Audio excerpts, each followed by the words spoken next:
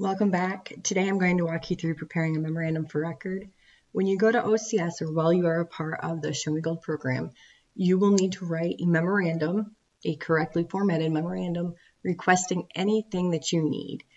At OCS, you will write a memorandum in order to allow you to do laundry, sometimes requesting simple things like coffee, requesting what you need to go on your FTX. Pretty much everything that you do has to be a formal request.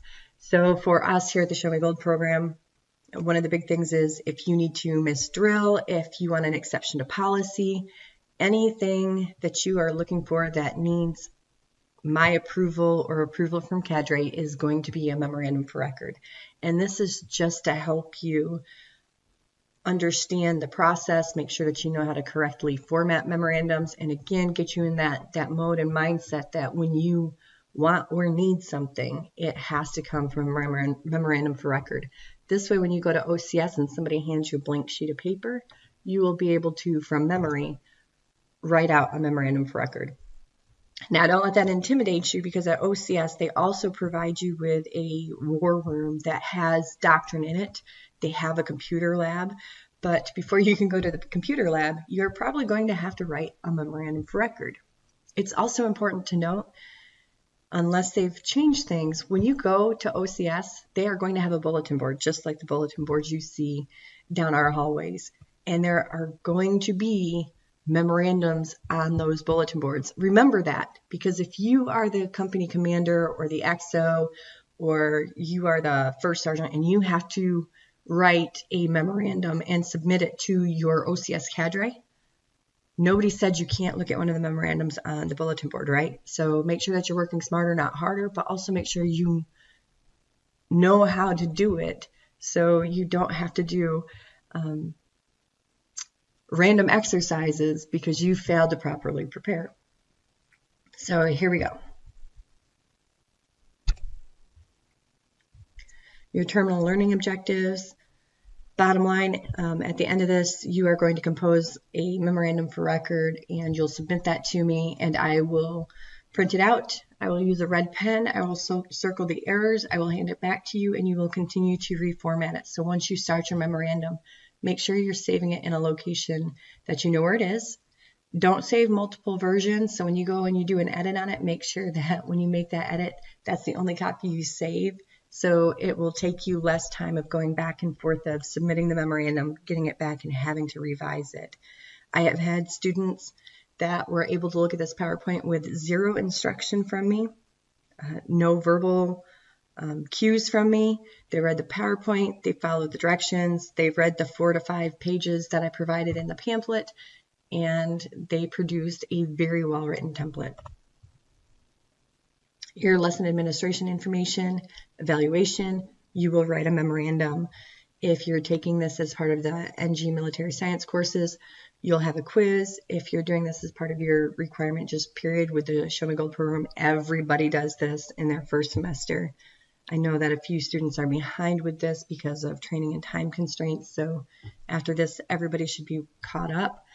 I strongly discourage you not go to one of your battle buddies who has a correctly formatted template and just have them send you theirs, because you are going to send this to me electronically and I will look to see who actually created your Word document. Your references, AR 25-15, managing and preparing correspondence. You will use that for the rest of your military career from this point forward. Even on the NCO side or as just an enlisted soldier, you will have to write memorandums to the boards for promotions. If there's something wrong with any of the information that's contained in your board packets, you'll have to write a memorandum to the board explaining why you have a deficiency. And the last thing you want to do is to rely on somebody else to provide you with a memorandum that may or may not be correct. The Army Publishing Directorate, that website that you see, that's going to actually take you to a pre-formatted template that will help you significantly if you can use it correctly. Make sure that your DoD symbol is correct. AR 25-50 is very specific in the details of writing requirements, spacing,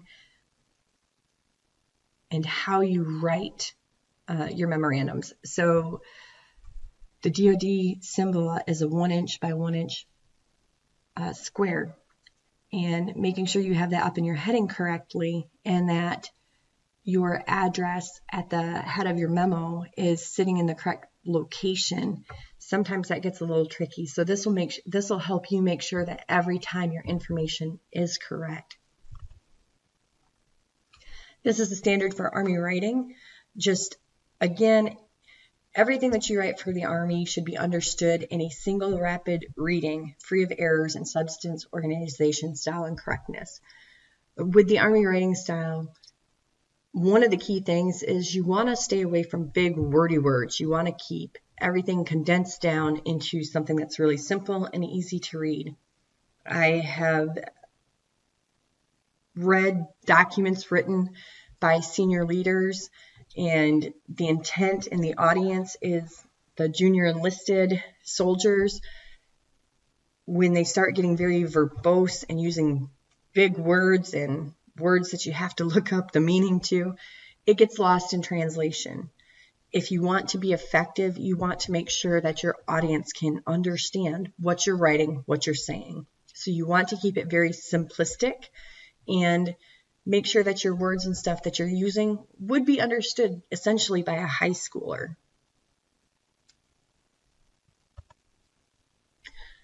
There's several forms of military correspondence. We are specifically going to work on the memorandum. You're going to use a memorandum when you are corresponding with department agency. You're not going to use a memorandum for record to send it, or a memorandum for outside the agency information for your family or private business. This is for within the agency. There's military correspondence letters. Now, again, that's used for the public, civilian type items, but the memorandum is typically an interagency type document. Writing quality. Some of you have already taken the military communication courses. Some of you have not. If you have not, this is just a refresher of the expectations of writing quality for the military. If you've taken the communication courses, then you already know this. A few key things. Again, I already said bottom line up front. You're going to be clear, concise, and effective. Again, short, rapid read. You want your readers to be able to understand what you're saying. It needs to be free of error, substance, organization, style, and correctness. And also, when you use spell check to proofread, you still want to read your documents out loud, and you really want to look at what you're writing so you don't write the wrong thing. Here's an abbreviation guideline. Here's the key thing for abbreviations in pretty much anything, and this is standard for civilian writing, for college writing. The first time that you use a word that you can abbreviate, you need to spell out the words, and then you need to put the abbreviation in parentheses at the end of it. After that point, then you can use the abbreviated form. Now, a caveat on that, I know at the bottom of a military correspondence, we put in the final paragraph the point of contact. Now, I have seen people write point of contact and then abbreviate POC. If you're not going to use the word POC and the abbreviation POC later, it's unnecessary. Now, if you're referring to something in the first paragraph or a point of contact for something specific and you want to put point of contact and then put your POC, because later on you will use POC again in your final paragraph, that makes sense. But there is no point of pointing out an abbreviation if you are not going to use the abbreviated version later. That's key, so remember that. AR 25-50 will very specifically tell you font sizes, preferred font, and ink colors used for the military. So font sizes, the military, it uses Arial 12 is recommended. Times New Roman is acceptable. Preferred font is going to be a 12-point size, Arial 12 points. Now, if you're writing a memorandum And when we get into this and I bring the document up, you're going to see that it's okay to change your font size to 11 if it helps to prevent you from having a memorandum that bleeds into a second page and only has a line or two on the second page, because that violates the rules for writing in AR 25-50. I'll touch on that a little bit more as we go through this, but font and font size matter. So pretty much rule of thumb, Arial 12. When you're writing your point of contact at the bottom, this is going to be your final paragraph of your memorandum. You're going to put the point of contact for this memorandum is if it is different than the person signing it. So here we go. If Sergeant McGuire writes a memorandum, but I am going to be the person that signs the memorandum at the bottom, the signature block is going to be mine, then Sergeant McGuire would put the point of contact for this memorandum is Sergeant Christina McGuire at, she would put her phone number and her military email address. Now, if I wrote the memorandum and I am signing the memorandum, then it's simply going to say the point of contact for this memorandum is the undersigned at with my information. So that's very important. Several times you're going to see a memorandum is composed by somebody else, but the final signature authority on that, the person that is validating and that memorandum was intended for, that is conveying the message, is going to be different. So again, minor nuance. You're going to put your military grade, first and last name, and when you put the first and last name, you're not going to say officer candidate Newsom, Charlie. You're going to be officer candidate Charlie Newsom. Dates on memorandums. There's two styles of writing dates on a memorandum. As you can see in the top section of this bullet, the four digits for the year will only be used when the month is spelled out. Otherwise, you are going to abbreviate it. Also, before you write the date for your memorandum, if you are going to refer to dates throughout the memorandum, then you need to make sure that the way that you wrote your date in the heading of your memorandum is the same format that you're using in the body of your memorandum. It's a consistency thing. Just like when you are signing a document, if you're signing a document and somebody is using year, month, date format, you should sign year, month, date. Try to be consistent with what is already currently on a document and don't change back and forth between dating formats. Avoid separating any of the 3-day elements, day, month, and year from each other. If absolutely necessary, the 4-digit year may be carried over to the next line.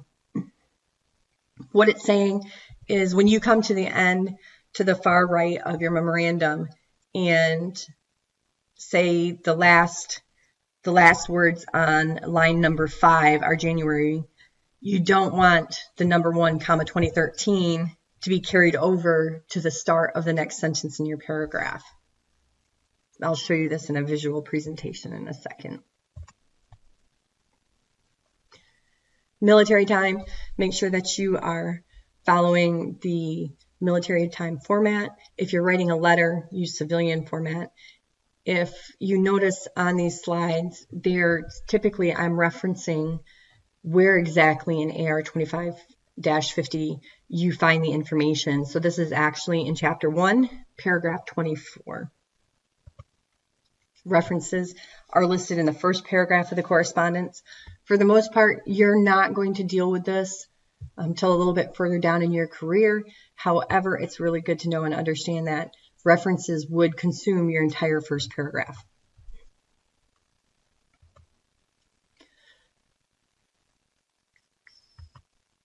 Enclosures. Now, if you are writing a memorandum to the board to let them know that you have taken an APFT in accordance with regulation, you have an APFT every year, you have a 705, the DA 705, the form we put your PT scores on. If you looked in iPerms and you had been in the military for 5 years, but you only had 3 705s in I-PERMs, but you had the documentation to prove that you have taken an APFT every single year, you would let the board know that this document is missing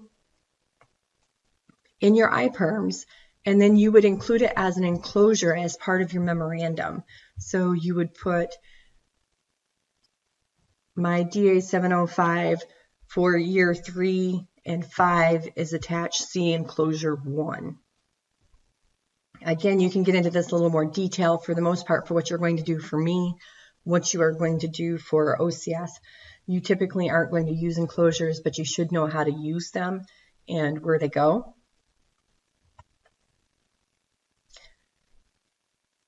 You have the slide deck. I'm not going to really go into great detail about this. The key thing is I want to actually get down into the weeds, open up the template through Army Publishing Directorate and help you understand some of the nuances and spacing and very specifics of writing a memo from a Word document. So you can read these at a later time. Talks about passive, active voices. And again, bottom line up front, making sure you're concise, clear, and easy, rapid read communication. Some more standards for Army writing. Again, short words. Your sentences should be less than 15 words. Your paragraphs should be no more than 10 lines. Unique capitalization. A lot of people miss this. And this is something I didn't even know until I was deployed in 2017. And the battalion S1 came in to correct something I had written and gave me the distinction about soldier. Many of you already know that because you've either had this class or because you've heard me talk about it, or maybe you heard it somewhere else. But you are always going to capitalize the word soldier when it refers to a U.S. Army soldier. You're also going to capitalize the word family when it refers to U.S. Army family or family members, and capitalize the word civilian when it refers to a DA civilian and is used in the conjunction with soldier and or family. All right, templates. Again, we're going to go download a template. The link was in the references, the reference slide of this slide deck. This is a computer-generated letterhead and stationery from the Department of Defense. Again, the key thing is to make sure your size and location and your organizational address is formatted correctly. All right, so I'm going to flip over screens, so bear with me, and I'm going to walk you through downloading the template.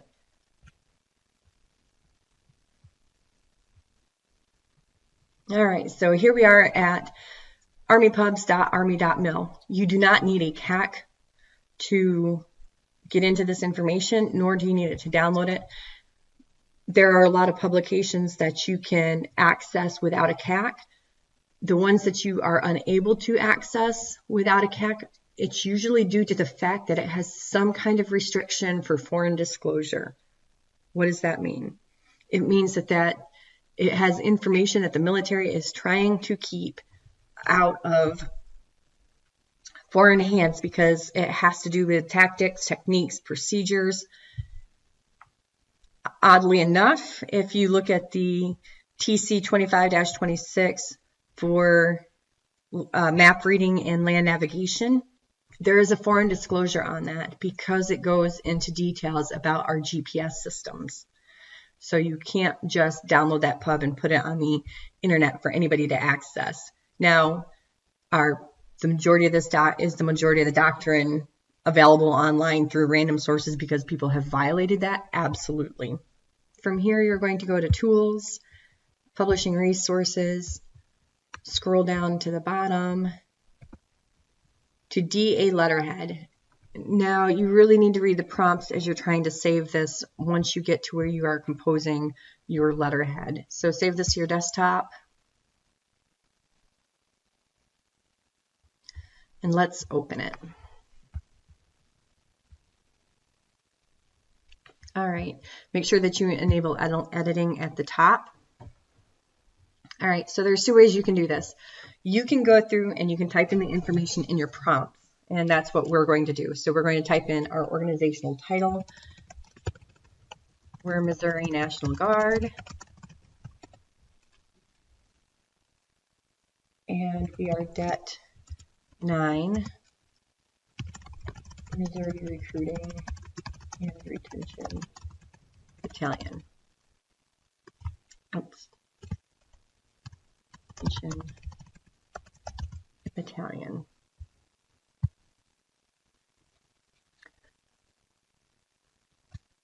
Located at 1. You can either spell out 1 or put the number 1. It's up to you. 1 University Plaza, comma, MS 7980. That's my mail stop. So that's the technical address for Show Me Gold. You need to spell out the state in entirety, Missouri, and then you need to use a 9-digit zip code format. So it's 63701-4710.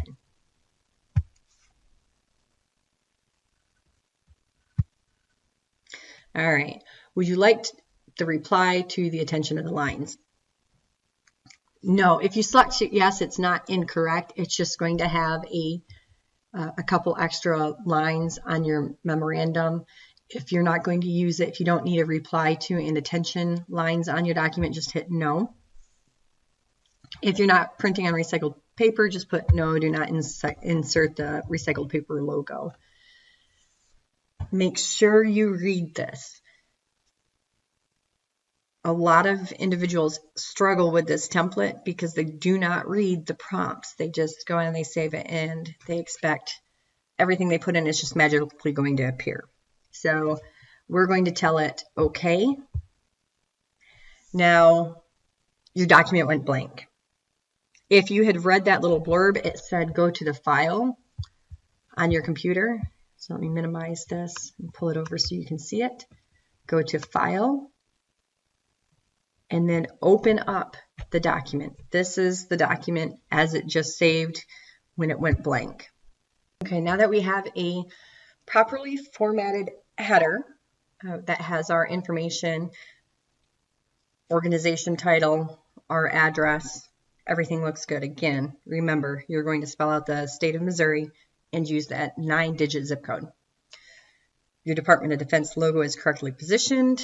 It's 1 inch by 1 inch square. Department of the Army, this information right here that I'm running a little circle around is actually located at the 3.25. That's the halfway point of your document, completely broken in half. The next part of the formatting of your memorandum states that your office symbol needs to be on the second space below the DoD symbol. Some people make the mistake of getting out here and then putting the symbol on this line. But if you notice, there's already a space right here. That's one space, and this begins your second line right here. 1, 2. So on the second line. The office symbol for us is going to be NGMO capitalize hyphen PR-RRB. The next thing that we're going to put on here, we're going to tab over, and we need to put the date. Remember what I said about dates and formatting. However, for me, I like to spell everything out because when I'm writing in the body of the memorandum, I'm going to continue to write the whole date out. So we're going to put today's date.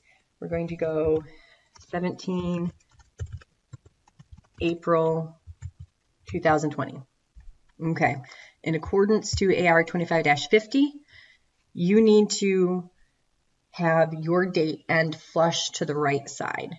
So in order to make sure that's right, pretty much I just go over until I'm almost to the edge of the paragraph, the page, which is at 6.5 near the right margin. And I just hit the space key until it drops over. Once it's dropped over, I just back up one space and I know that my date is flush right. All right, so from here, the next part of your memorandum, you need to put on the third line memorandum for record. So there's 1, 2, 3. Notice this starts on the third line. And let me flip over here to your PowerPoint, which is going to show you the same thing. Here I'm telling you to turn on your show paragraphs marks. In AR 25-50, figure 2-1, this is telling you very specifically the same things that I'm walking through on the document. So if you were not watching the video or you needed to refer back to something later, this is really all that you need. Notice I put our office symbol is 2 spaces below the DoD symbol, and then I dropped down to the third line below the office symbol so I can write our memorandum for record. And this is going to be all caps. Memorandum for record. Everything that you're going to submit to me, you're going to write memorandum for record. If we go back to the PowerPoint and we look at this up close,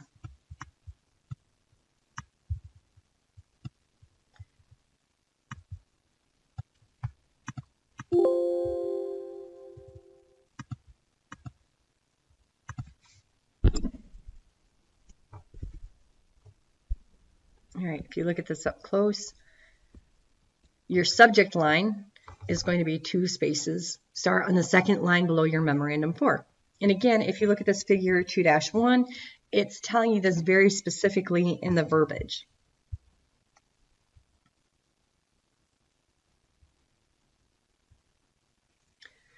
So again, second line, subject, and we're going to use semicolons. Every time that you use punctuation, you are going to use 2 spaces. So I'm going to go over 2 spaces. Note, because I have paragraphs on, every time there is a space in my document, it appears as a small dot per every space, so I can make sure that everything was typed in correctly, that there's no incorrect formatting. So your subject, typically your subject, whatever you're going to be requesting. If you are requesting an exception to policy, we'll use exception to policy. So while the word subject is completely capitalized, the actual subject is not going to be in all caps. So exception to policy. So you are requesting an exception to policy. Notice every word is capitalized except for the A's, the to's, does. Then you're going to drop down again. Let's switch back over here. So using and preparing a memorandum, there's our subject line, another 2 spaces below that. On the third line, you're going to actually start paragraph 1.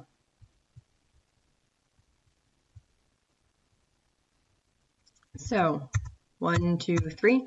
So this is our first paragraph. So all your paragraphs are numbered. So we're going to do 1, a dot, a period, and then after that period, again, you need to put your 2 spaces.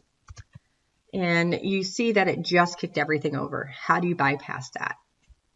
All you need to do is scroll up here and hit your undo typing. Whoops.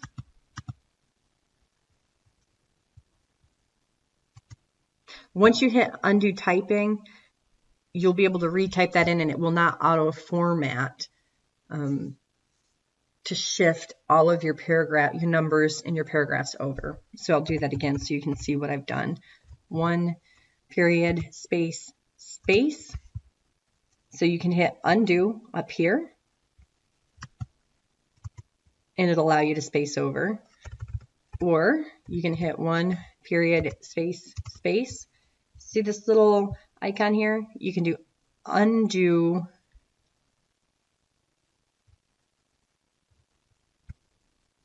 automatic numbering. So there, now you have the number 1 in all your paragraph numbers are going to be flush left, your 2 spaces. This is where you put bottom line up front. What are you asking for? In here, you specifically state what it is that you're looking for. Any justifications for what you want or need, you're going to put in subsequent paragraphs. A few primary things that you need to understand about paragraphs and writing information go back to that figure 2-1. Again, you see that it's talking very specifically, single space between the text, double space between paragraphs, subparagraphs, insert 2 blank spaces after ending punctuation. Paragraphs are very specific. If you're going to have a paragraph, any paragraph, you are never going to subdivide a paragraph into alpha and bravo if you only have one subparagraph. So you're never going to have a third paragraph alpha without there being a bravo. If there's an alpha, you have to have a bravo in there. The same thing, anytime you go into subparagraphs, you will not go into another subparagraph unless there are 2 distinct bodies to that paragraph. And I'll show you what I mean. So you're accepting, in this memorandum, you're requesting an exception to policy. So here you'd be officer candidate Joe Snuffy is requesting exception to the APFT policy. Officer candidate Snuffy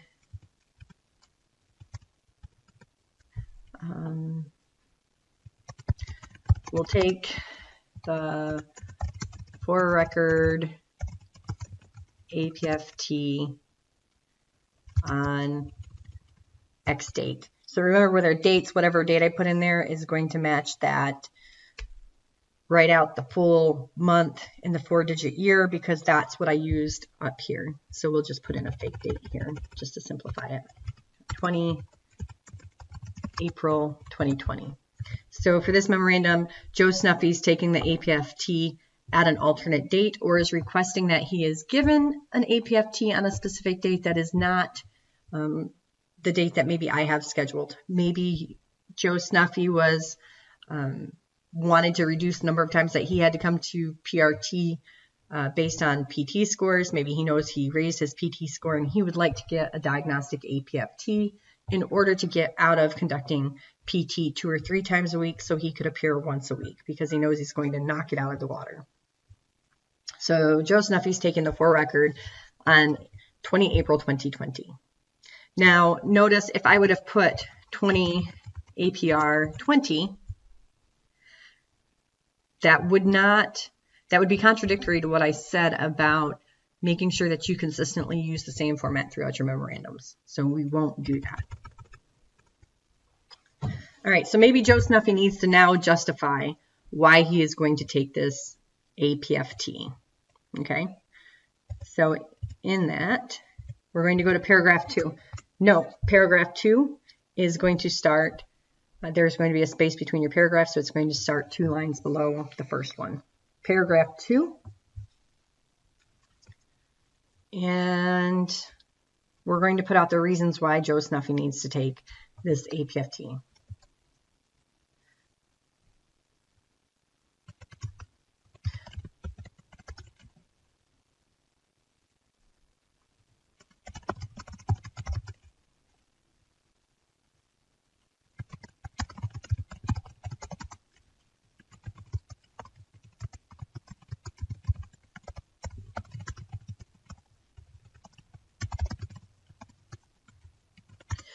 So Snuffy would like to reduce the number of dates that he is mandatorily required to conduct PRT. Let's go into that subparagraph issue. So we're going to go again between subparagraph paragraphs. You're going to have 2 spaces. Now the difference is when I go into my subparagraph and it's going to be paragraph alpha and I hit my tab key, it brought me over to the center because I placed a tab key at the halfway mark of my memorandum just for my visual purposes, looking at my header, make sure that that was centered. So I'm going to drag this line all the way back to 0.25. All indents, a natural tab setting is usually set to 0.5. So you need to make sure that when you do a subparagraph or an indent on your memorandums, it is 0.25. That is the same with an operation order. Every tab is 0.25. That's standard military, 0.25. Okay, so his justifications in his paragraph 2.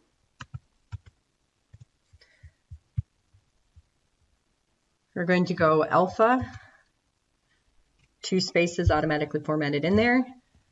We're going to say that officer candidate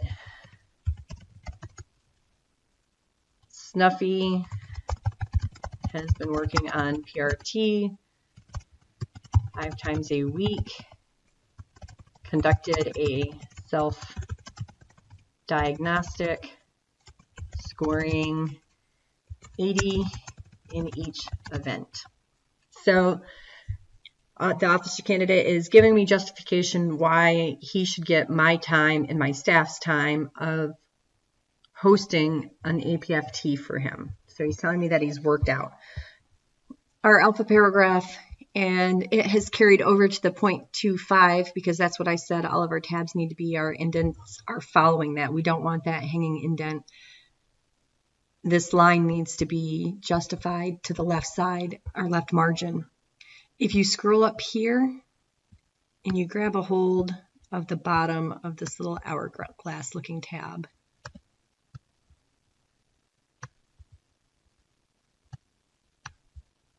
you can separate that from the top of the hourglass, pull it back over here to your left margin,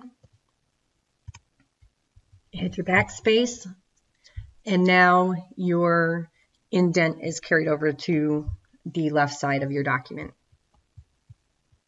All right, so I said where there's an alpha and a bravo, it would be incorrect to just put a third paragraph in here and to continue my memorandum. If I have alpha, I need bravo. Without bravo, the subparagraph is a moot point. It just needs to be put up there into paragraph 2. But Officer Candidate Snuffy is going to provide further justification for his request. So bravo paragraph. We are going to place on there that Officer Candidate Snuffy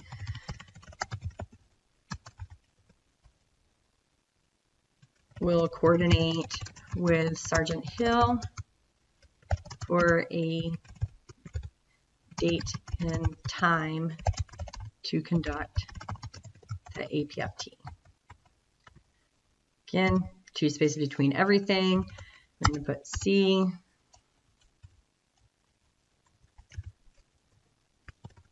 And whatever other justifications, maybe Joe Snuffy knows that Officer Candidate Jill Johnson is going to conduct the APFT with him. So I might put that Officer Candidate Jill Johnson will be requesting to take the APFT with him, whatever your reasons are. We're going to stop at 2. Now we're going to put paragraph 3. Paragraph 3, we're going to put that closing. Remember, I stated that in your closing, you're only going to abbreviate POC, write out point of contact, and then abbreviate it if you're going to use it again. This is a military memorandum. You know it's coming to somebody that's very familiar with acronyms and abbreviations. So in this instance, you can either put just POC for this memorandum is the undersigned, or you can spell it out. I always just spell it out. Point of contact for this memorandum is the undersigned at 888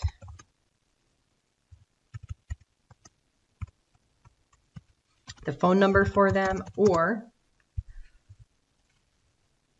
put joe.a.snuffy.mil at mail.mil. All right, notice that created a hyperlink to the email address. You will not use hyperlinks in your memorandums. So if you simply just right click on this, you can remove the hyperlink.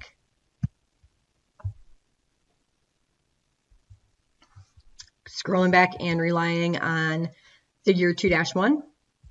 If you look at figure 2-1, it tells you everything that I'm already saying. You don't need to use an authority line for this. However, the signature block is going to fall on the 5th line, and it is going to be centered at that 3.25 indentation. And you can see here the formatting. Let's go back to our Word document.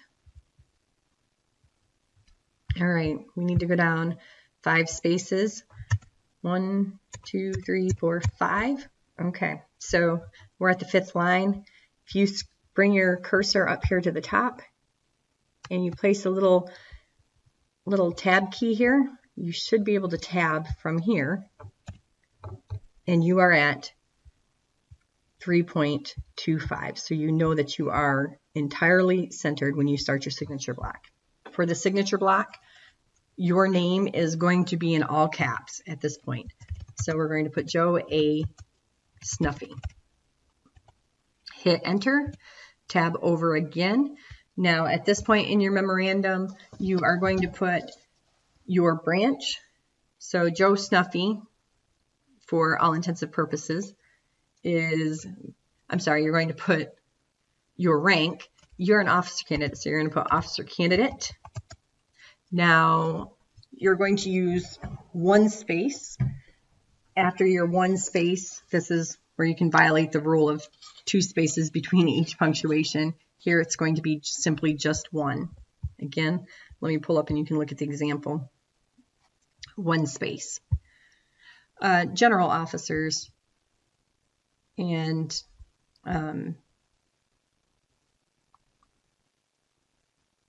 certain officers will actually write out their rank. You will not. You're just going to put, for me as captain, it's going to be CPT, comma, your officer candidate, officer candidate. Now you're going to put your branch abbreviation. If you're MP, infantry, it's going to be IN for infantry, MP. For military police, engineers, you're going to use an EN. If you're logistics, whatever it is, whatever branch that you actually fall under. So we're going to say Joe Snuffy's an MP. And we're going to leave it at that.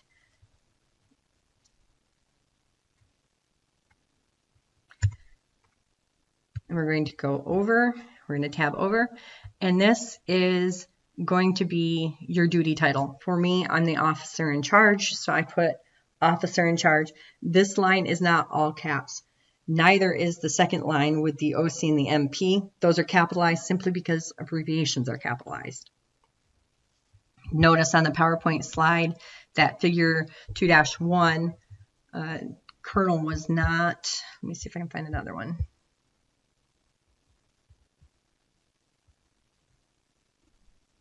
Your PowerPoint slides walk you through this as well. Let's see if I can find the signature blocks. Here we go. Here's the signature block slide. 5th line. Again, I'm telling you, use the ruler. You'll begin the block at 3 1/4, not 3 1/2. Your name, all caps, rank, MOS, USA or Missouri Army National Guard. Line 3 is going to be your title, not in all caps. So notice I have the example on slide number 34. John Doe, OC, Infantry, Missouri Army National Guard. Now, just so you understand a difference, and because I'm not an NCO, I didn't know this. Actually, Sergeant McGuire was kind enough to point this out. A signature block for an enlisted soldier is different from an officer. And there's different signature block requirements that are spelled out in AR 25-50. So as long as you're an officer candidate and you're working on becoming an officer, and someday you will be an officer, you will use the designation for me here, like an officer, and you are either going to put Missouri Army National Guard or USA. If you are an M-Day soldier, when you hear the word M-Day, what we're talking about is you are a drilling status soldier. Drilling status soldiers use Missouri Army National Guard designation here. If you look at my signature block, I use USA. The reason I use USA is because I'm an active duty status. I'm an active duty soldier. Active duty, you put USA. It helps to distinguish your branch and your reserve, difference between your reserve, your active duty. So for me, Missouri Army National, for you, Missouri Army National Guard, your M-Day, for me, I would put USA. If you were an NCO, there would not be anything there. Below that line, as you notice in the PowerPoint slide deck, I've already given you your signature block. You're an officer candidate. I'm an officer in charge. I showed you on here the difference between if I'm on active duty or if I'm an M-Day commander. So for you, you're going to place officer candidate. Again, this is not in all caps. All right, something else you need to understand about memorandums before I close this out. Right here, this is the down and dirty version of how do you format your memorandum. If your memorandums look like this, you're going to be in pretty good shape. Everything that I walked through is in that figure 2-1. It's written in the verbiage. It gives you very specific details. If you follow that, you will not be wrong, okay? If you use your paragraph key like I did up here, show and hide paragraph, if you do that with yours and you compare your spacing to my spacing, you're going to be correct.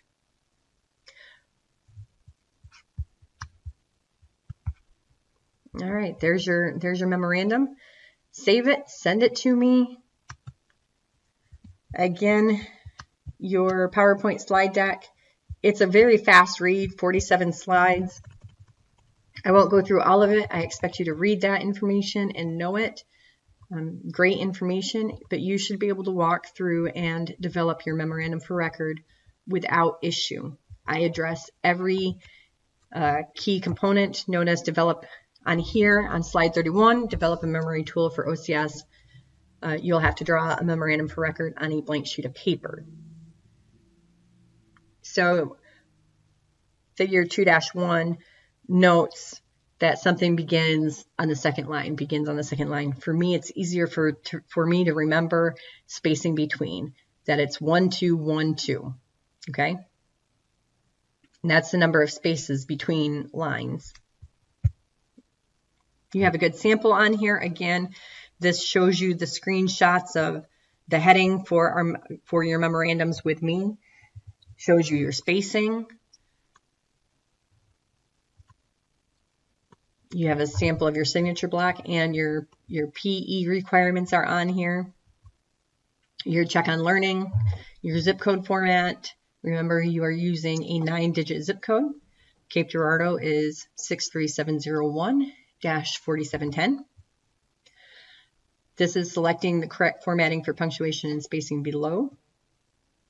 Hopefully you're able to look at this and identify the fact that in the alpha block, there are 2 spaces between punctuation, as I noted in the video. Bravo block only has 1 space. Here is the check on learning for the signature block. The correct signature block is Bravo. Officer in charge should not be in all caps. Correct size of the Department of Defense logo. I mentioned this in the beginning. It's 1 inch by 1 inch. The DoD seal, the office symbol comes in two lines below the DoD office symbol. So essentially, between the DoD symbol and your office symbol, you should have the office symbol on the second line. And then how many lines below the office symbol does the memorandum 4 line begin? Again, it's on the 3rd line. Remember that 1 space, 2 space. If it's 2 spaces, it starts on the 3rd line. 1 space means it is the 2nd line. And when a sentence carries over to the next line, the text must begin where? Your answer, far left margin. I hope that you find this useful and helpful. I look forward to seeing your memorandums. They should be perfect between the video, figure 2-1 out of AR 25-50, and your PowerPoint that walks you through the exact same information.